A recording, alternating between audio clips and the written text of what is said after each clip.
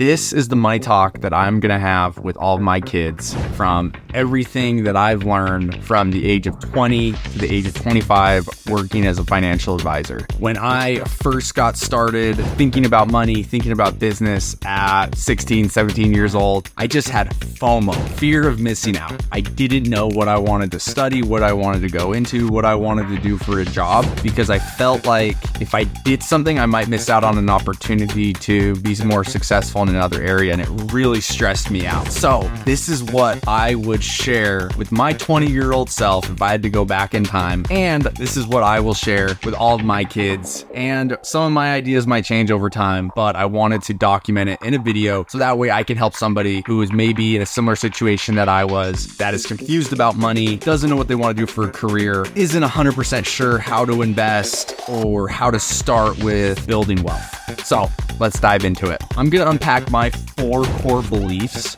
when it comes to building wealth. One is mindset. So if you want to read a book or learn more about mindset, this can get super vague, and there's a lot of people that will talk about mindset. It's important. It's one of the foundations, but a lot of people just stop there. They think because they have this mindset that they want to get rich, they're going to get rich. No, that's not true. Just because you want something, it's not going to happen. But good book to read, Think and Grow Rich.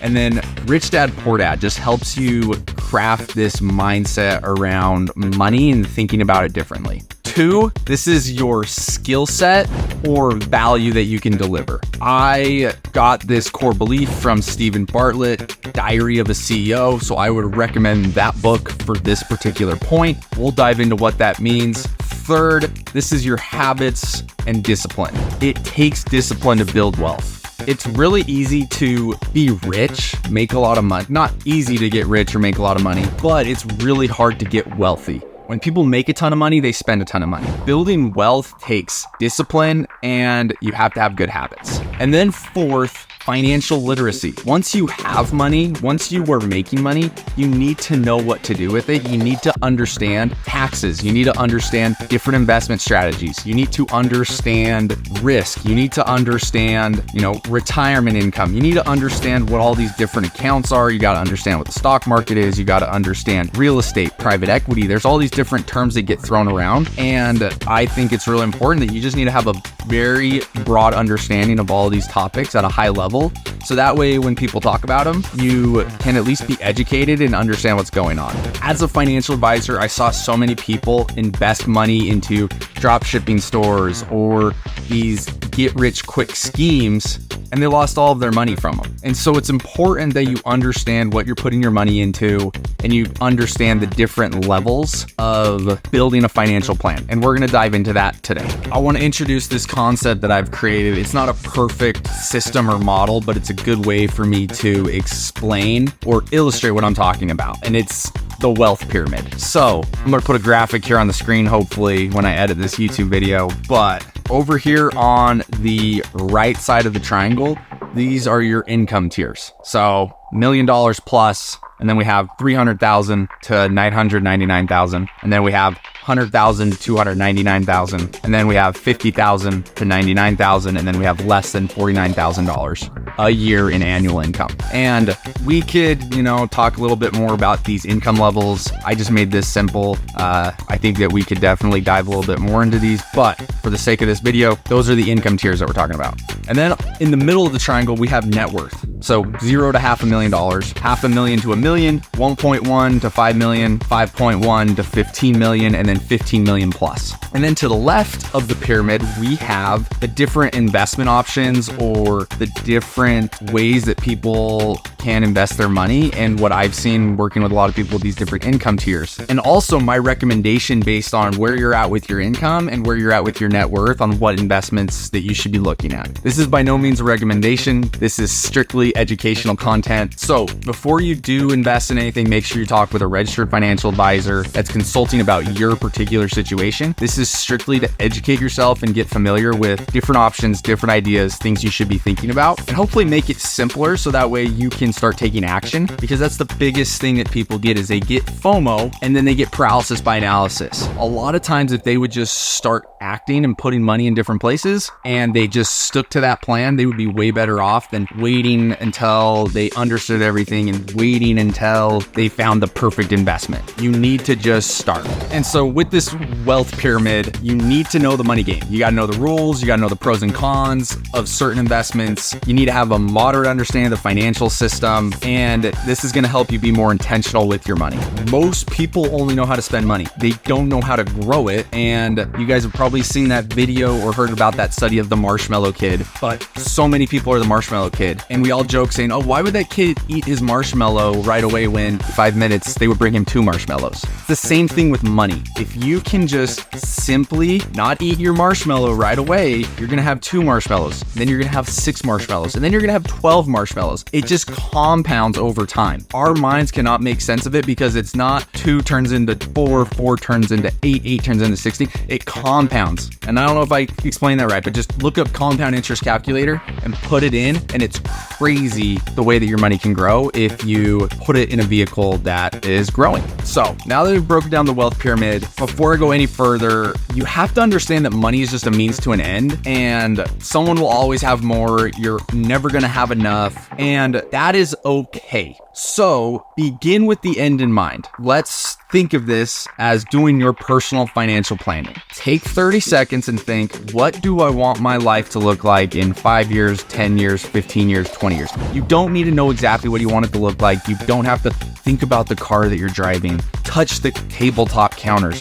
No, just think about what's the lifestyle that you want to live. And I just think about, for me, in 10-ish, 15 years, I want to be able to coach my kids. I want to have that time freedom so that way I can go to all my kids' events, coach them, and then also be able to afford all of those things that they want to do. And then long term, I would love to be at a place where our net worth is at a place where I can comfortably maybe take a step back from work or not have to work a traditional job because I've built up my assets. I've built up enough of a plan to where I can live off of the interest. I can live off of, rental income. I can live off of investment dividends. I can live off of these different parts of my financial plan. So begin with the end in mind, and it really becomes a number thing, but how much money do you need a year to live the life that you want? And it's okay to have a simple life, and it's okay to have a crazy expensive life. People, especially on social media, they make it sound like you gotta want that private jet. You gotta want that Lamborghini. I don't really want a yacht. I don't really need those things. I don't really care to have them, but I know what I want. And so take the time right now. What are those things that you want? What do you want your lifestyle to look like?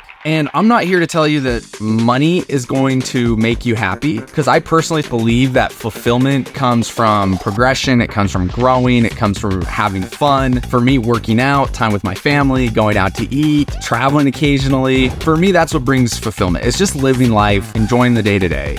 But you decide. It's your life. So start with that destination in mind, and this is going to change over time, and that's okay too. So now that we have the destination, now we can build a plan to get there, and we're going to dive into those 4 points, starting with mindset. The reason why mindset is so important is because you got to have a vision, you got to have a goal, you need to believe it's possible. A lot of times we have limiting beliefs, and mindset's pretty simple. I don't think you'd be watching this video if you didn't have the mindset. So I think we're already there. I don't want to dive too much into this. But you've got to be the person that looks at the possibilities. You got to be the person that looks at the positives. You got to be optimistic. You're never going to make it anywhere in life if you don't have the mindset that you can succeed. Do or do not, there is no try. That's got to be your mindset. And everyone is dealt a different hand. Someone who grows up homeless as a kid and ends up with a net worth of $5 million is a lot more financially savvy and accomplished in my mind than the kid who inherited $5 million and now has a net worth of $6 million. Don't compare your wealth journey to somebody else's. Money is not the measuring stick, and that's why happiness comes from progression and development and personal growth. And so don't get caught up looking at what other people are doing, because they're probably running a different race than you. Maybe your vision is that you want to have $300,000 a year, travel with the family, donate, help others around you, and you just want that $300,000 a year pretty steady and flat. But on the other hand, I look at Alex Hormozi. He wants to be a billionaire. So his plan looks radically different. For many people, if they reached his level of wealth, they would have probably retired by now, or they would have taken their foot off the gas. So it's all personal, and don't compare, because what he needs to do to achieve billionaire status is way different than what most people need to achieve multimillionaire status. Completely different ball games that we're playing. So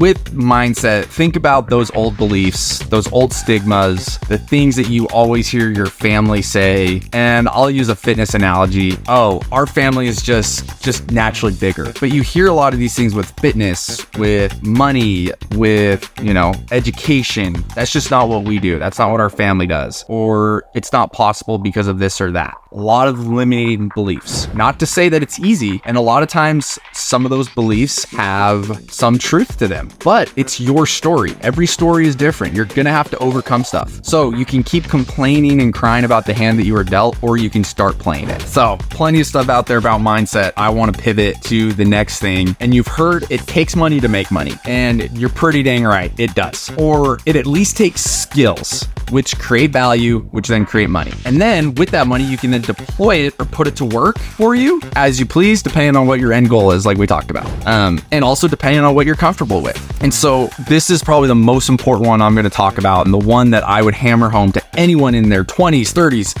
anyone that's just trying to scale their income and they want to change the trajectory of their current financial situation, is you need to level up your skills. Skills pay the bills. You probably hear that. Your ability to make money, this is essentially your ability to create gasoline to make the car go. If we don't have some form of gas to put in the car, we're not going to go anywhere. And this is the problem that I see with most people in their 20s. They want to be entrepreneurs. They want to be business owners. They want to create their own income. And I respect it. They have the mindset that we just talked about. But if you don't have actual skills, you're all bark with no bite. You can have all the mindset in the world, but all that mindset is never going to put somebody in the NBA or in the NFL. They've got to have some talent. They've got to have some ability. And I'm super glad that I learned this at a young age. My dad made me go work at a sprinkler store. Instead of me, I wanted to go work at a pizza shop so I could earn tips. I'm like, oh, I could hustle people for tips. I can make way more money. But looking back, I mean, heck, sprinklers isn't a crazy skill, but it's something I can always fall back on. I even just started a small landscaping business, and we were able to make a decent chunk of change in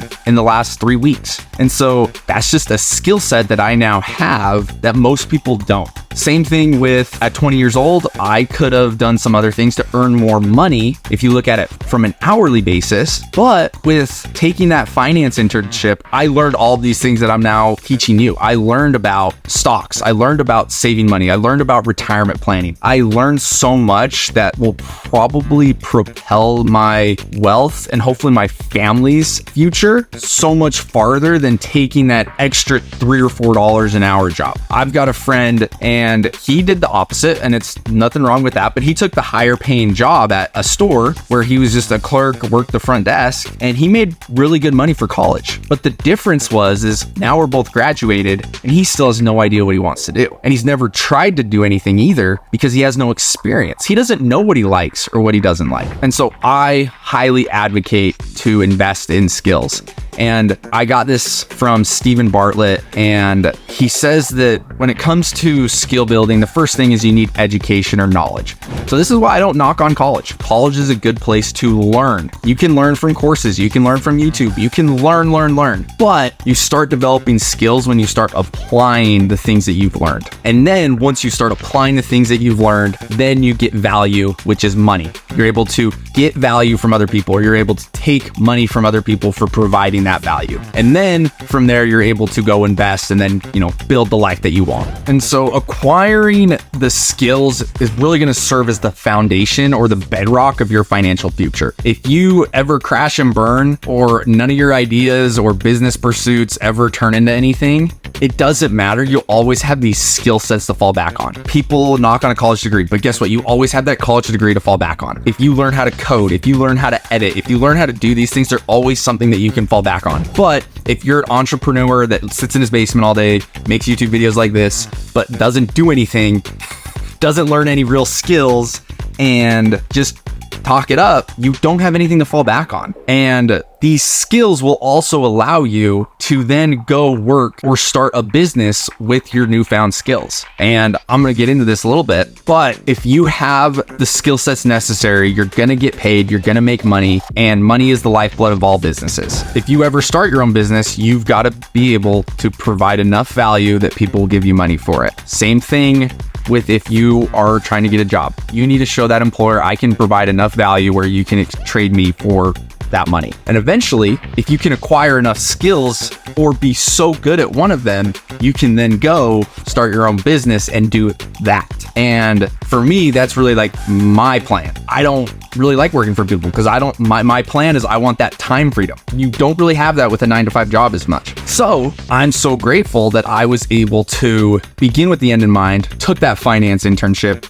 learned so much about business, learned how to run businesses. I was surrounded by multimillionaires that were advisors, but then also people's clients. And I was able to look at their actual balance sheets. It's funny. I thought some people were rich and they were not, or I thought some people were wealthy and they weren't. And I thought some people were just kind of meh and they were wealthy as can be. And so never judge a book by its cover. And I also saw the things that they were putting money into. And I promise it's nothing sexy 90% of the time. So point number 3, habits and discipline. For some, this is the easy part. And for the majority of people, this is the hardest part. The number one principle is you need to spend less than you make and invest the rest. It sounds simple, but it's not. It's hard. And so 1, you need to pay yourself first. Every single month, you need to take money from your income if you get paid monthly, or every time you get paid, you need to take money from it. You need to put it somewhere where it's going to grow, or at least where you don't think about it, because you will spend whatever is in your account. It's just science, nature. I don't know what it is. I just had an idea, but I'm not going to ramble on that on this video, because a lot of times what happens is people's incomes grow, their expenses grow. Their income goes up, they get a nicer car, they upgrade the house, they renovate the house, they have kids, their kids want stuff. Life gets more expensive over time. So don't tell yourself that I'm going to save later, because I promise you, 1, you're missing out on time. Time is your most powerful asset. $1 today is worth like 50 cents tomorrow. Like I just mentioned, life will get more expensive. You think it's expensive now with you and your 1-year-old kid. Just wait till your kid is 15 playing 3 sports. And just wait till you have 3 of them, 4 of them, 5 of them. Just wait until your parents need you to help take care of them with some of their health expenses. Just wait. Things will get more expensive. So start today, I promise. Focus on putting your money towards assets rather than liabilities. And habits, discipline, pretty much anything Dave Ramsey related. It's all about discipline. It's all about habits. The Automatic Millionaire, The Millionaire Next Door. These are all some other resources that teach this principle about. So I want to break down the definition of rich and wealthy. Rich is when you make $1 million. But if you spend $1 million, you have 0 wealth in my mind. Wealth and financial freedom is achieved when someone makes 300 grand a year, but only spends 200 grand and is able to invest that other 100,000. That is the difference. Can you sacrifice that extra amount of money year over year after year? This applies to the person making 50,000, saving 5,000 per year. And I love the story of Gary Vee. Some of you have probably heard of him, but he constantly talks about how he was making, I think, like 40 grand a year working for his dad's liquor store. But he was saving almost $20,000 a year. And over the course of 10, 15 years, that's what allowed him to end up buying into Facebook and Uber at very early stages. And so he was an early investor, and obviously that paid huge dividends for him. Just because he had built the habit of saving.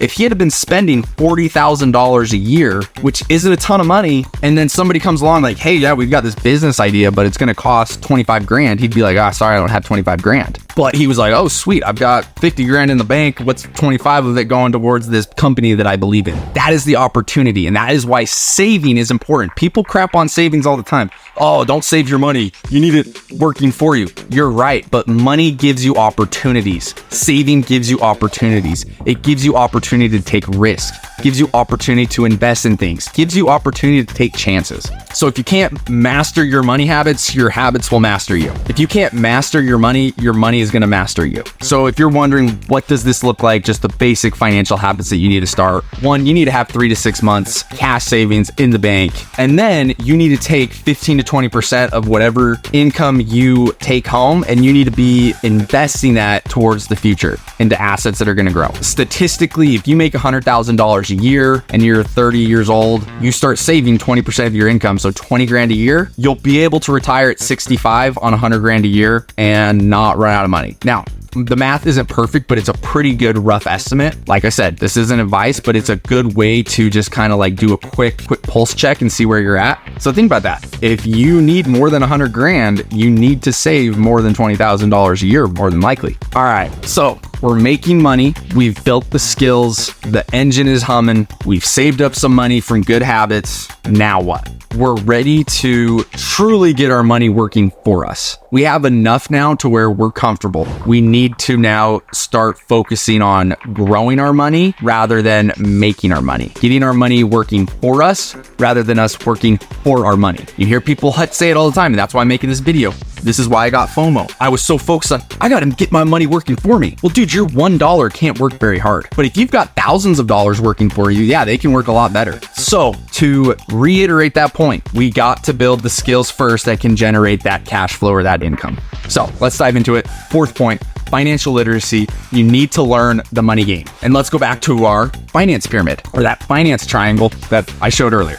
So financial literacy. And we are going to have other videos that solely focus on educational concepts. For the sake of this conversation and this just being the core pillars, we're not going to dive into the fundamentals of retirement accounts. We're not going to dive into the fundamentals of the stock market. We're going to talk very broad. But like I've been saying, we need to begin with the end in mind. How much do you need for the life that you want? And this is another principle or a thought process that I think is really helpful for people to use. Home run, aggressive, safe. You have 3 buckets of money when it comes to investing and growing your wealth. And at first, when you begin your wealth building journey, in my opinion, you should be allocating the majority of your money to those aggressive and safe buckets. Now, when I say safe, I'm not talking about like cash. I'm talking about just fundamental, tried and true wealth building strategies that people have done for 30, 50, 100 years. We have a track record of people putting money into these assets and it working. This is why I don't like talking about crypto as a way to build wealth yet. For me, it's still speculative. We don't have enough information on it. I believe in the technology. I am a huge advocate for it. Someone or something or some coin will be the coin of the future. However, that might be the US's version, the United States version of Bitcoin. China creates their version of Bitcoin. Russia creates their version of Bitcoin. This is personal opinion, I just don't see the governments allowing some just nobody controlling the money supply. People are too power hungry. But anyways, side conversation. But we don't have any history or track record of somebody holding Bitcoin for 40 years. It hasn't existed that long. So I'm not saying that it's not a good idea. And if you are at that point where you have built financial foundation, yeah, it might make sense to diversify some of your portfolio towards some form of cryptocurrency. But for the sake of this conversation, that is my thought process. Have I seen people do this for 30, 40, 50, 100, 200 years? And has it worked? And that's what we're going to dive into. What are those strategies? On our wealth triangle here, you can see how these different net worths are kind of how these net worths coincide with the income. And on the left of it, I also have a dotted line, and everything underneath that is just more of your fundamental plan that everyone should do. And this is ETFs, mutual funds, retirement accounts. Buried, I don't want to say safe, but people have used these for 40, 50, 100 years. They work. There's enough data that supports it. Your average returns are great. They're exactly what you need, especially if you begin with the end in mind and you're like, hey, I would be totally happy being able to retire on 100 to 200 grand a year. Great. This is your roadmap. That's kind of like the Dave Ramsey roadmap. Everything below that dotted line. It works. And then we kind of get to that realm where, okay, I am now funding a lot of my retirement accounts. I'm putting money into my Roths, my 401ks, or I guess I say my Roth, my 401k, and it's nothing sexy. So these traditional investments, they're not sexy. You can't post about it on your social media. Look at all the doors or units that I have. But it's so easy. You just need to set it and forget it. Those habits. You literally just set it up on your account, take out X amount of dollars each month or every week, boom, it just happens. It's easy, passive, literally passive. And I'm going to share this graphic with you. These are just all of the buckets, and not all of them are listed here, but these are just all the places where you can put your money. And inside of most of these buckets, you can hold the same company or stocks. So inside of a non-qualified account here, you can hold Amazon stock. And inside of your 401k, you can hold an Amazon stock if you wanted to. The buckets are mainly the rules that they have to play by. So your 401k has different rules. Your non-qualified account has different rules. Life insurance has different rules. Your Social Security has some different rules. They're all invested in different things, and you can hold the same investments in all of your buckets if you really wanted to. But I don't want to get you too confused. Just know that all these buckets, they just follow different rules. And this next graphic here that I want to share, I think it's good to think of your money in 4 time horizons. 1, short term. This is money that you plan on spending in the next 0 to 2 years. If you plan on using your money in the next 0 to 2 years, there's no point in putting it in anything that's aggressive or has potential of loss. We want to take emotion out of it. We're not day trading. Midterm, 2 to 10 years. Hey, I don't need the money today, but I'm going to want it in 2, 5, 10 years. Great. Let's go get some better returns using a midterm investment account or a non-qualified account, leveraging some bonds, stocks, mutual funds, some of these portfolios. And this is where you do your own research, figure out the amount of risk that you want to take and how much gain you would want to have. A lot of times I like to explain it like this. If you put $10,000 into your account and in 5 years it was worth $6,000, or it was worth $16,000, but it also had the same probability to be worth $9,000, would you still put your money in that account? Great. Yes, no. Well, I don't know. That's kind of how I judge risk or how much you should be putting into there. And then we got long term. This is 10 plus, and this is everything that has some tax advantages to it. Real estate is more of a long-term investment. Unless you're flipping houses, real estate is more of a long-term asset to own. And retirement accounts, those have tax advantages. And you also can't touch your retirement accounts until age 59 and a half. Different insurance products, annuities, life insurance, they all have different tax benefits to them, but they also have different trade-offs of they're not as liquid or they have different costs inside of them. And so these are just things that you need to consider. And this is why it's important to be financially literate. All of these buckets can make sense for the right people. It just depends on what you're trying to do with them. Depends on what the point is of having them. Some people say, oh, never do this. Well, I can think of a million reasons why you would do that, but I can also think of a million reasons why you wouldn't. It just depends on what your plan is. What does the end in mind look like for you? And then reverse engineer your plan. Boom, there you go. You know what buckets you need. So we'll dive more into this another time. But so let's assume now you've built the foundation with stocks, mutual funds, ETFs, the baby steps. You've done the basics, you've done the fundamentals. And this is where looking at it, if you just do the fundamentals here and you're making $1 million a year, like, yeah, you go put, let's say you can save 300 grand a year, put that into a time value of money calculator for 20, 30, 40 years with 7% returns. That's going to be your net worth. Like, I'm sure your net worth is, according to this wealth pyramid, based on 7% returns, is pretty achievable by just following the tried and true strategies. So this is where I would tell my younger self, dude, don't get financial FOMO. It's less about picking the right investment and it's more about how much can you save and invest over time, which is fueled by your skills, your talents, your abilities, your income. Focus more on your active income than your passive income, because that is what is going to truly build you wealth in the long run. Now, once somebody starts making, I would say right around $300,000 a year, this is where if they've been disciplined, they've been good savers, they probably still have a little bit left over, and some of them get bored and they're starting to look at other investment opportunities. And some people would put real estate as more of a basic financial investment. However, I think real estate takes on a lot more risk than those other assets do. And so real estate investing also requires knowledge, requires time, and you can make really good money doing it, but you can also lose money. So with that being said, I just don't think it's smart for a non-educated person to pursue right off the bat. I think it can be a lot more valuable to put money into the traditional investments that we've already talked about. But you start looking at real real estate and you start looking at, hey, I'm going to start a business, or maybe I own equity in a business that I work for through stock options, private equity.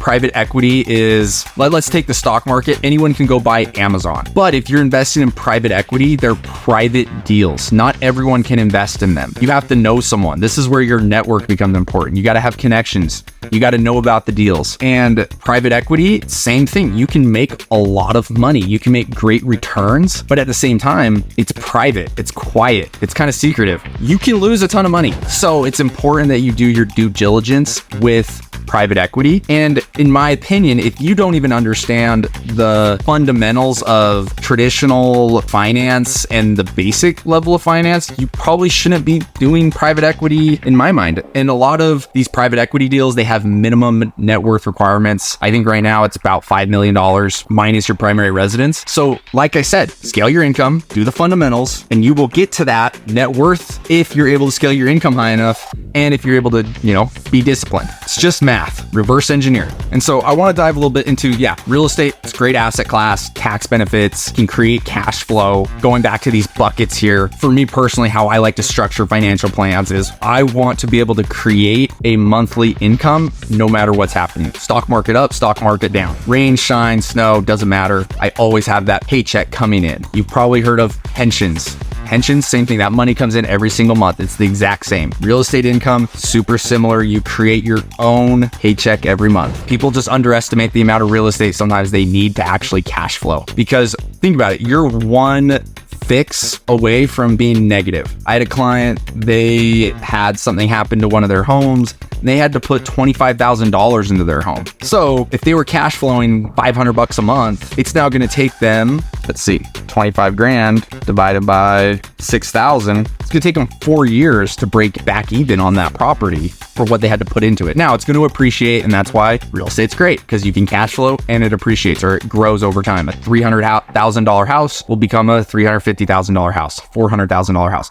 People will always need places to live, so that's why I like it as an investment. So with real estate, and like I said, the reason I don't personally love it as my first option is it's not as passive as everyone says. You can hire a management company, but boom, there's another expense. Now your break even just got even more. You can do it right. If you're good at it, great. It's just, be good at it, take time. It can become one of your skills. Hey, I'm really good at finding properties. I'm really good at doing my own repair jobs, and I can, upgrade a rental property really quickly. It doesn't matter. So anyways, real estate. Businesses, like I mentioned, you start a business, you have equity through stock options, and there's a lot of different stock options out there. Or a lot of times if you're an early employee in a startup, this is where you can get really valuable equity, because think about if you would have been one of the first 20 employees of Microsoft or Apple or Google, I can't even imagine how much your equity options are worth, even if you only owned 0.5% of the company. Because when a private company goes public, that is when it's now on the stock market. So for example, a private equity investor might buy into a private equity company or something that was in private equity. That company grows, they go public, now they're public, anyone can buy them, and usually the stock price will explode and your 1%, 10x's, 100x's, 500x's. However, a lot of times though, that small percentage of the company you owned sometimes can go to zero. That's the risk and reward of it. Or maybe you start a business, you want to increase your income, you want to create time flexibility, you want to create more of your ideal life earlier rather than waiting until retirement. You don't want to work for somebody. And this is where you really need to have a strong skill set. You've got to be able to apply all those skills to where you can create it into a business.